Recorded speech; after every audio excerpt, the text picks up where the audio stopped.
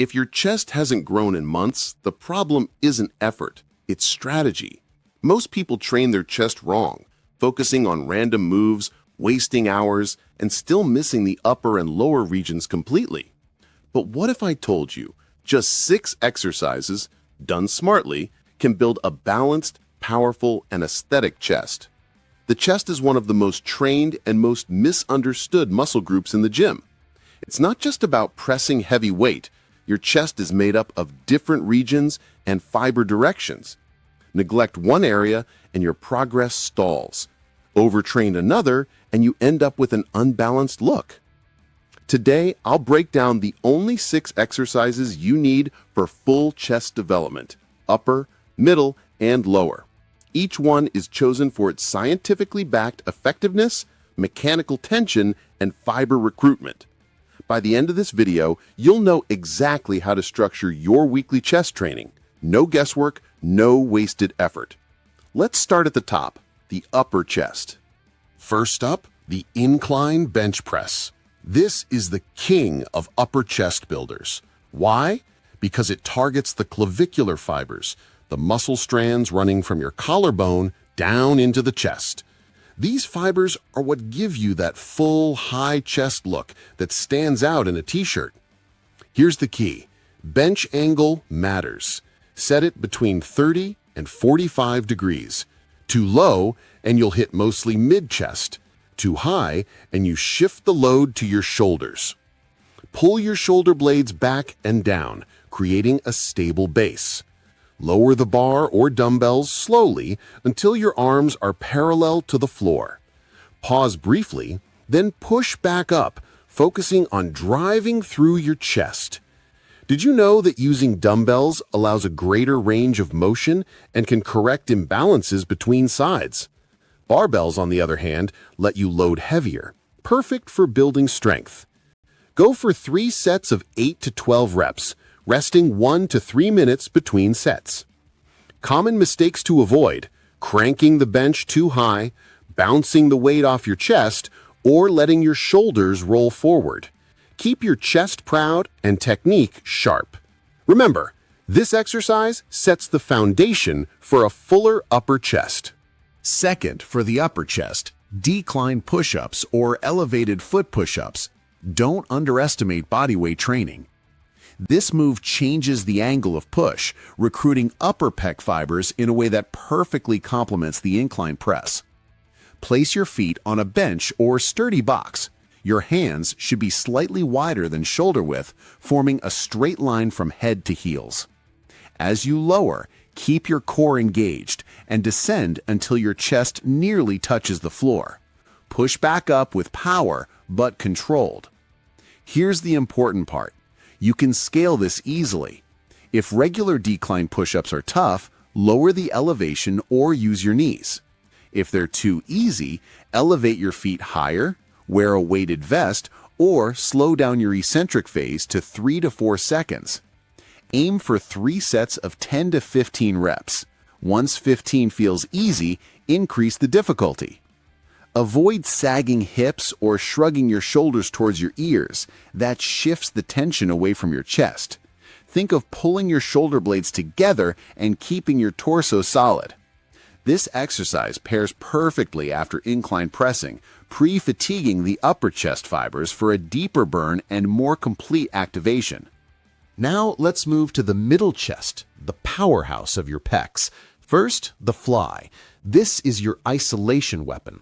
Unlike presses, which focus on contraction, the fly emphasizes the stretch phase, which is a powerful hypertrophy driver. Lie on a flat bench with dumbbells, or stand between cables set at mid-height. Keep a slight bend in your elbows. Imagine you're hugging a big tree. Open your arms in a smooth arc until you feel a deep stretch in your chest, not your shoulders. Then squeeze the chest to bring your arms back together. Here's the important part. Control the movement, especially on the way down. Don't let the weights drop or swing. Research shows that stretch under load creates micro tears in the muscle fibers, signaling growth during recovery. Go for 3 sets of 8 to 12 reps using moderate weight. Focus on form, not ego. You can also use cables for constant tension throughout the entire range, or a machine for extra stability. Avoid locking your elbows or bringing the weights too far behind your body. The goal is a controlled, tension-filled arc, not a shoulder stretch. Next, the classic flat bench press, arguably the most famous exercise in the gym, and for good reason. This compound movement hits the sternal fibers, the thick, central part of the chest. Lie flat on the bench with your feet planted firmly. Retract your shoulder blades to stabilize your upper back. Grip the bar slightly wider than shoulder width. Lower the bar under control to around nipple level. Touch lightly, then press back up while focusing on squeezing the chest, not just locking out your arms. Here's a coaching tip. Keep your elbows at about 45 to 60 degrees from your torso, not flared out. This keeps your shoulders safe and your chest loaded. Aim for 3 to 4 sets of 8 to 12 reps for hypertrophy, or 6 to 10 for strength. Rest 1.5 to 3 minutes between sets. Avoid these mistakes. Excessive arching to shorten the range. Bouncing the bar off your chest. Grip too narrow or too wide. Whether you use barbell, dumbbells, or machine, this is your workhorse for building dense, powerful mid-chest muscle. Time for the lower chest, often the most neglected part.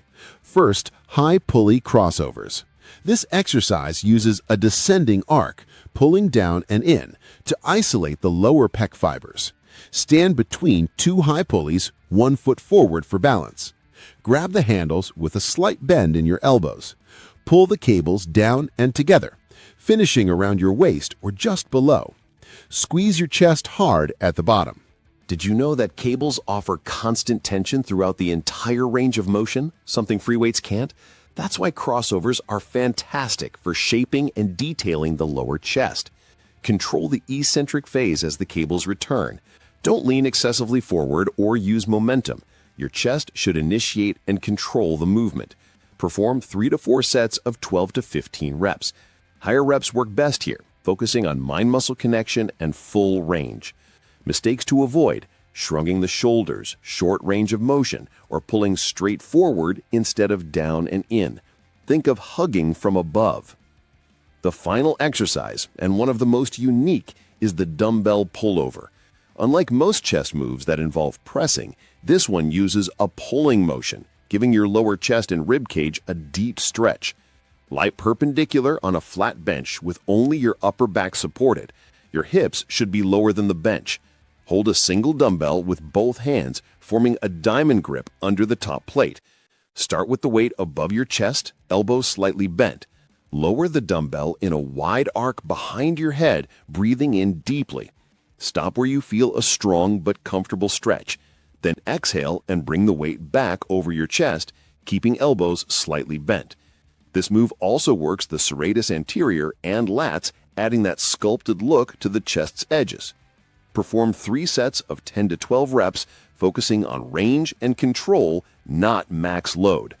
Avoid flaring your elbows or letting the dumbbell drop too far. Control is everything here. Pullover works beautifully at the end of your workout, when your chest is pre-fatigued and ready to be stretched and expanded. Now that you know the 6 key exercises, how do you put them together? The best strategy is 2 chest-focused sessions per week, spaced at least 72 hours apart. Day 1, upper and middle. Incline bench press. Decline push-ups. Fly. Flat bench press. Day 2, lower and accessories. High pulley crossover. Dumbbell pullover. Optional triceps or supporting work. Focus on progressive overload every 2 to 3 weeks. That means slightly increasing weight, reps, or intensity while maintaining strict form. And don't forget variation. Switch between dumbbells, barbells, or cables occasionally to keep your muscles adapting. This structure ensures you hit every region and fiber angle of your chest while giving it time to recover and grow. Consistency beats randomness every time. So there you have it. The 6 exercises that, when combined intelligently, can transform your chest development. No fluff, no wasted sets. Just science-based training. Start with good technique, train consistently, and apply progressive overload. Your chest will respond. If this breakdown helped you, hit that like button and subscribe for more evidence-based fitness guides. And if you want to avoid the biggest mistakes that ruin chest progress, click the video on your screen right now. It'll save you months of frustration. Train smart, stay consistent, and I'll see you in the next session.